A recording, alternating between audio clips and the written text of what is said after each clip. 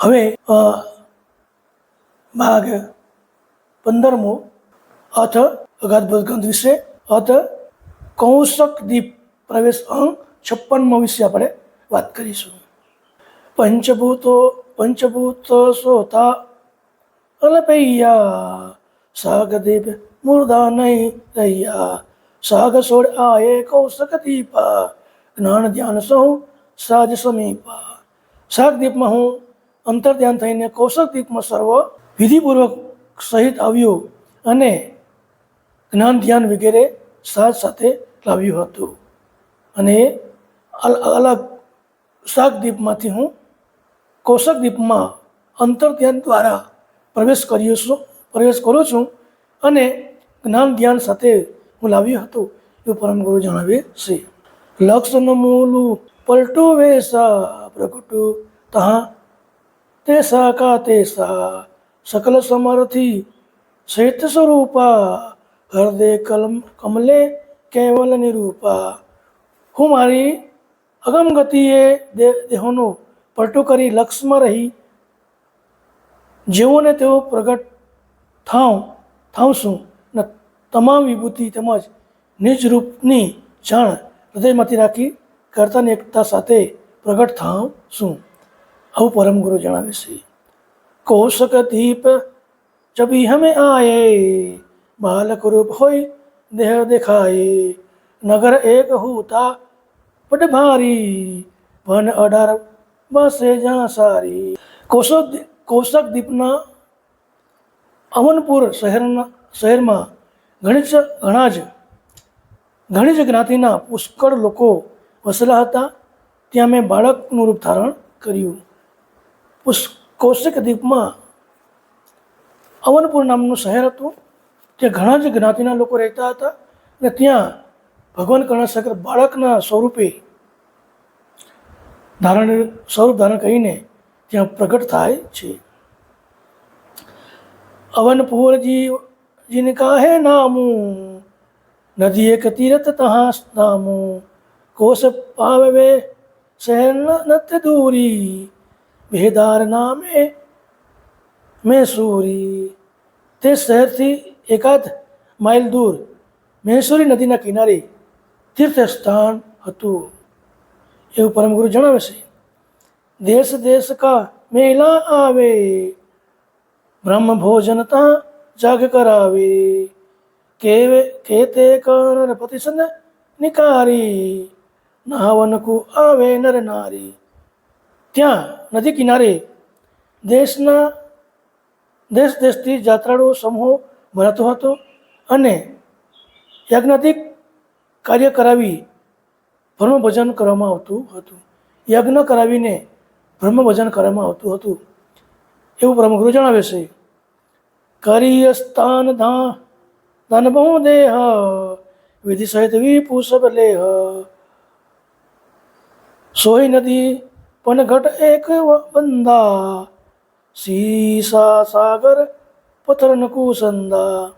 નદીમાં સ્નાન કરી વિધિસર બ્રાહ્મણો દાન આપતા અને ત્યાં શીશાની ગાળથી પથ્થરો ચોંટાડી ઘાટ બાંધેલું હતું.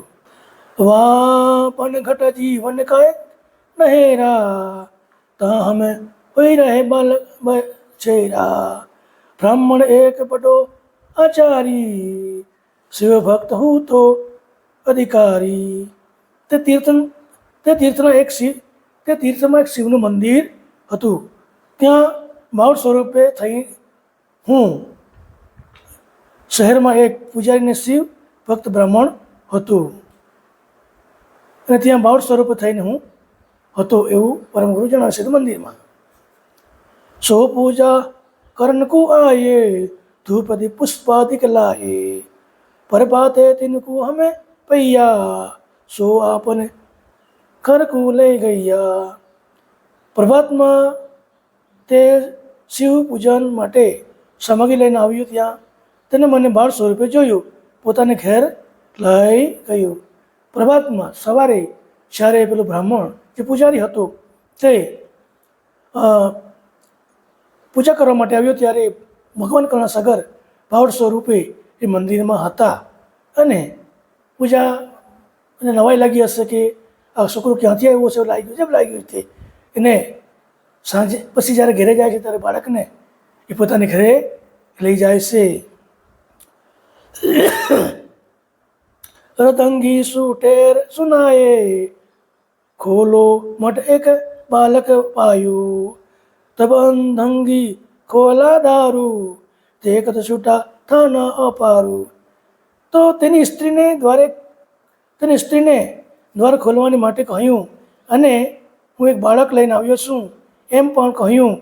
તે વખતે બ્રાહ્મણીની સ્ત્રી સન્મુખ હતા, તેના સ્તનમાંથી દૂધની ધારા વહેવા લાગી.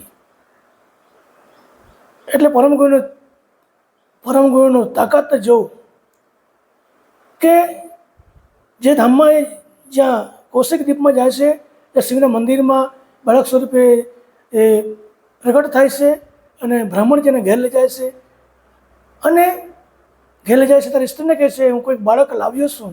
તે સમયે જે બ્રાહ્મણની પત્નીના ઘેરે હતી ઓટોમેટિક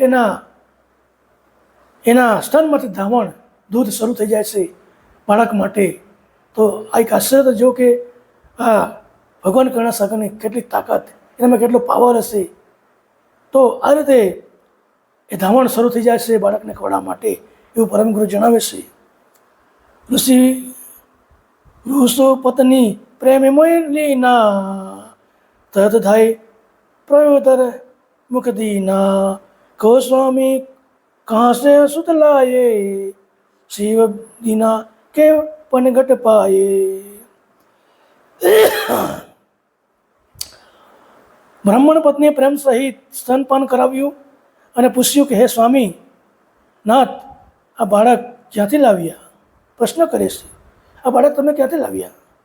શિવજી આપ્યું તમને કે પનગટ પરથી મળ્યો? આવો પ્રશ્ન બ્રાહ્મણને સ્ત્રી કરે છે કે હે બ્રાહ્મણ સુન હો અરદંગા મોદિન સેવ કરત શિવરંગા આદરણ અપરાધી જબ ગયું સુબતને દસપન ભય ભયું. પૂજારી કહે છે કે હે પ્રિયા, શંકરની ભક્તિ ઘણા જ વખત સુધી મેં કરવાથી આજે મધરાત્રિ મને સપન આવ્યું. બ્રાહ્મણ અને પત્નીને જણાવે છે એણે શંકર દર્શન હે દીનો ભાગ્ય ભાગ્યમય પહોંકીનો તબે હમ ભાગ લીએ વરદાનું પુત્ર વિના હમ વંજ કહાનું. તેમાં શિવજીએ પ્રસન્ન થઈને દર્શન આપી અને વરદાન માગવા કહ્યું ત્યારે મેં પુત્રની માગણી કરી. બ્રાહ્મણ એમ પત્નીને જણાવે છે. સપનામાં મને શિવજી મળ્યા ત્યારે માગ ત્યારે મેં પુત્રની માગણી કરી હતી એવું બ્રાહ્મણ જણાવે છે. તે માટે સ્વામી સુત આપો લોક વેદ મેં મેણા કાપો તબે બોલે શંકર મુખકારી નહીં જન્મે તુમ તેરી નારી. હે શિવજી, મને પુત્ર આપો અને લૌકિક વાંજ્યા મેહણું ટાણો. ત્યારે શિવજીએ તું વાંજ્યો છે એવું લોકો મને મેણું ટાણું મારે છે તો તમે પુત્ર આપો એવું મેં કીધું. લોકો મને મેણા ટેણા મારે છે ત્યારે સ્ત્રીને પુત્ર જન્મી શકશે નહીં એવું જણાવ્યું. હમે કીના વરદાન તુમારા સો જૂઠા પકડ સનિર્ધારા તબ શિવને સંકોચ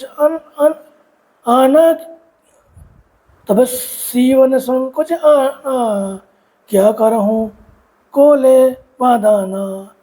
મેં શિવજીને કહ્યું કે આપે આપેલું વરદાન જૂઠું પડશે ત્યારે શિવજી વિચારમાં પડ્યા. અતિ અંકુલ લાય પ્રાણમય કીના અમહુતા દેવલ મેં ચીના તબે તાવા બ્રાહ્મણ સુબૈયા આપો સુત દેવલ મેં કહ્યા. ત્યારે શિવજીને પ્રણામ કરી જોયું તો મને શિવાલયમાં બાળ સ્વરૂપ દીઠો. તેથી શંકરે ઉદારતાથી પૂજાઈને પુત્ર આપવા કહ્યું.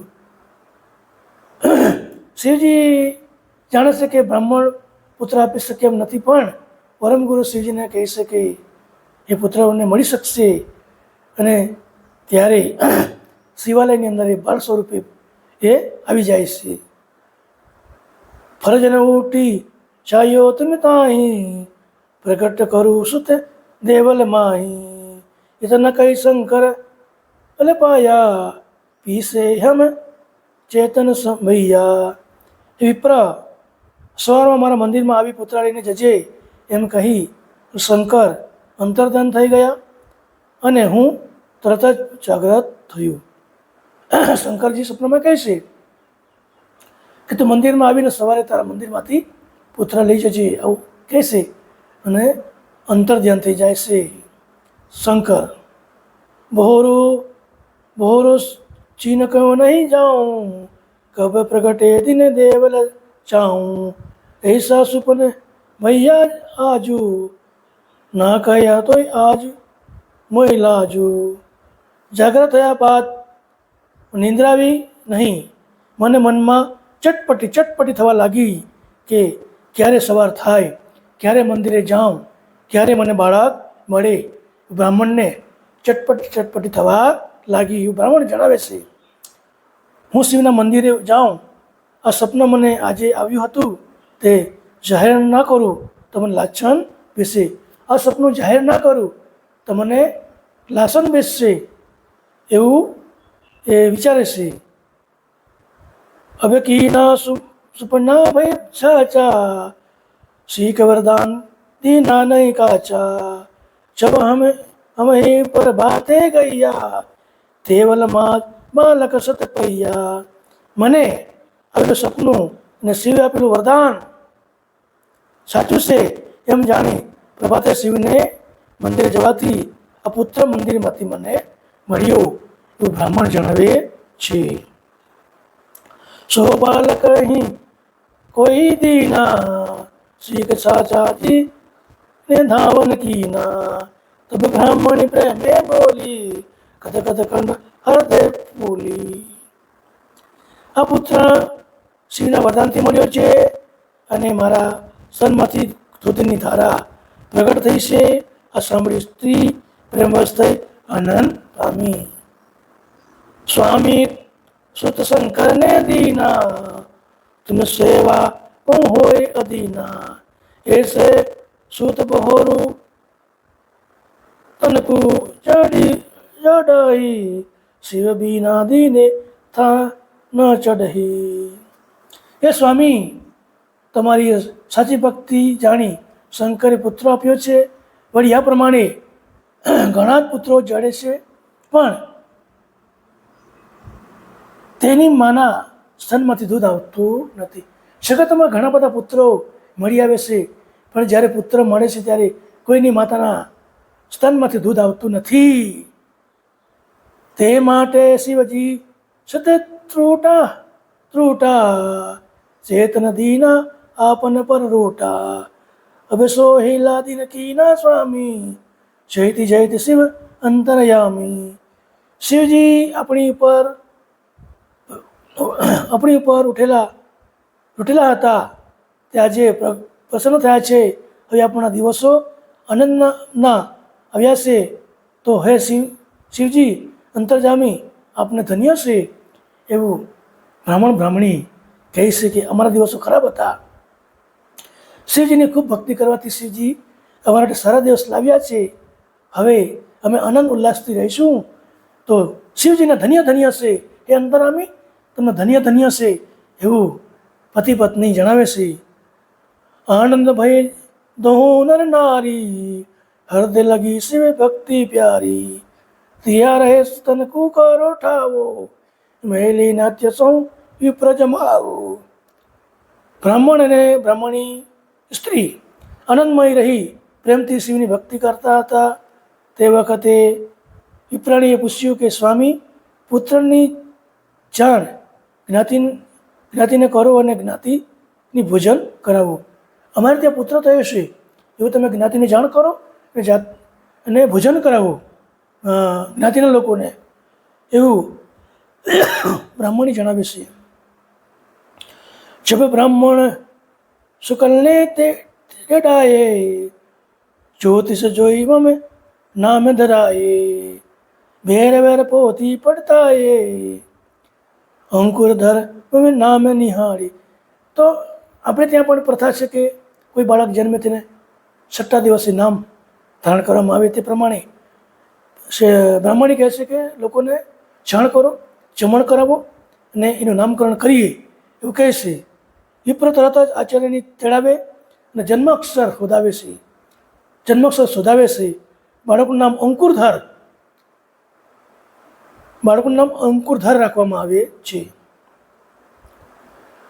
પૂર્વે ને અંકુર પેપામાં ઘાટે અંકુરધર સતનામાં થરા નામે જો 30 में आए પેસે 84 કરવાએ.